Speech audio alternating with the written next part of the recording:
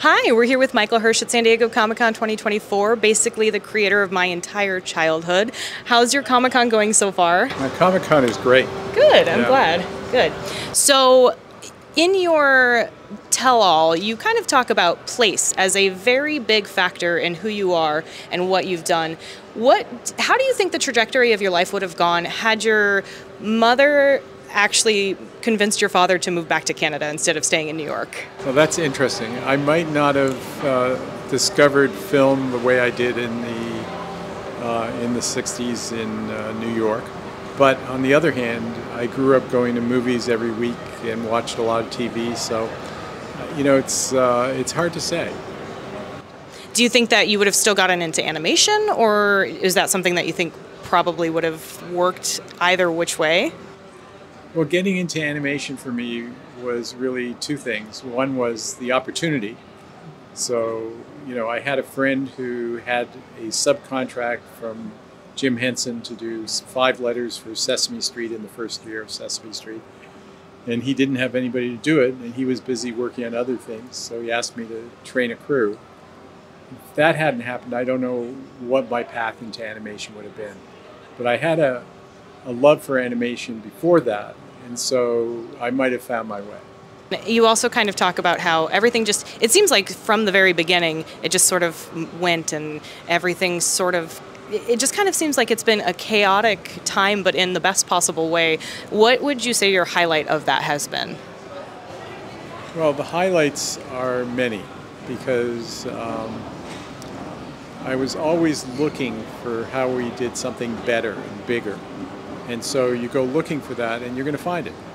And it always came from out of the blue when I think about it. So whether it was doing the Care Bears because we had run into a huge amount of debt and we had to work our way out of debt, or whether it was doing the Star Wars cartoon for George Lucas because he had seen, our first animated special, or whether it was the opportunity to do a show with Mr. T because A-Team was canceled and he was looking for a show. I'm not sure, but it's always kind of like being able to seize the moment that really makes a difference. Your favorite decade, do you have one? They're all my favorite decades. I'm partial to the beginnings, right? So beginning Nelvana in the 70s and building it up and, doing the 10-minute Star Wars cartoon really made the 70s pretty special. You mentioned that you wish that Nelvana had had more of a Disney tie to the name. What do you think would have happened had that happened? Do you think that you would have stayed doing that, or would you moved on and done more, or how would that maybe have gone, if you can kind of talk on that? Sure. So it's really a wish that we had been more focused on building the Nelvana brand. We were very focused on building the characters that we were working on. So we had Babar, and we were focused on building Babar. We had Care Bears as in, characters that we were controlling for entertainment, and we focused on that. We focused on Franklin the turtle. We focused on Little Bear, whose tie I proudly wear. Yay. But we didn't focus on our company as much, in terms of its branding, as much as we did the characters. And with hindsight, I think it would have been better to do both, not just the one. Do you think there would have been more that came your guys' way, or? I think that in the long run, it would have built more value. We built a lot of value in Nelvana, but it was just we focused on one path, and it's only later that I realized we could have done both. If you had a Nelvana theme park, what would you put in it? Well, if I had a Nelvana theme park, there would certainly be a Celestville, named for Babar's wife, Celeste. There certainly would be a Little Bear Land, and there would certainly be a Franklin the Turtle Land, and a Roly Poly Oly home. Yeah. There was a joke that you mentioned that you didn't really want to get into the toys of it, but then you guys ended up getting into the toys of everything. Do you think, had you changed your mind and stayed away from doing more of a merchandising, what would have happened? I know I've been asking a lot of what would have happened kind of questions, but I'm curious. Well, I think that there's an inevitable closeness and collaboration between toys and animation, because both of the markets for both animation and toys is really children, and children love when the universe around them is complete. So they don't want to just watch a Franklin the Turtle cartoon, they want to read the Franklin book, they want a Franklin plush, they want Franklin pajamas, they want it all. And we've seen that with kids for many, many decades. So I think we wouldn't have had as, I wouldn't have had as rich a career without working with both toys and animation, because the one success breeds the other. And so the minute that you have lots of people buying, Care Bears, they want to see the movie, they want to see the TV show. And if they see the movie and TV show, they want to buy the toys. So it's really a virtuous circle.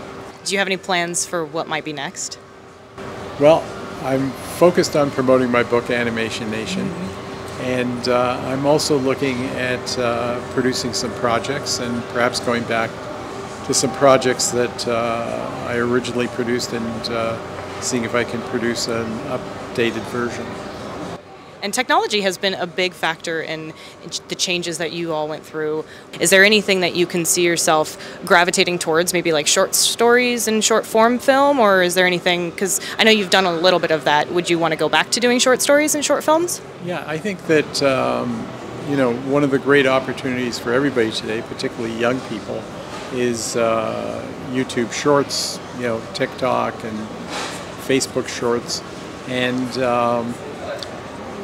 part of the reason is that we're in a world where streaming has killed and is in the process of killing the legacy business. Yeah. Cartoon Network is almost dead. Nickelodeon is a fragment of its former self.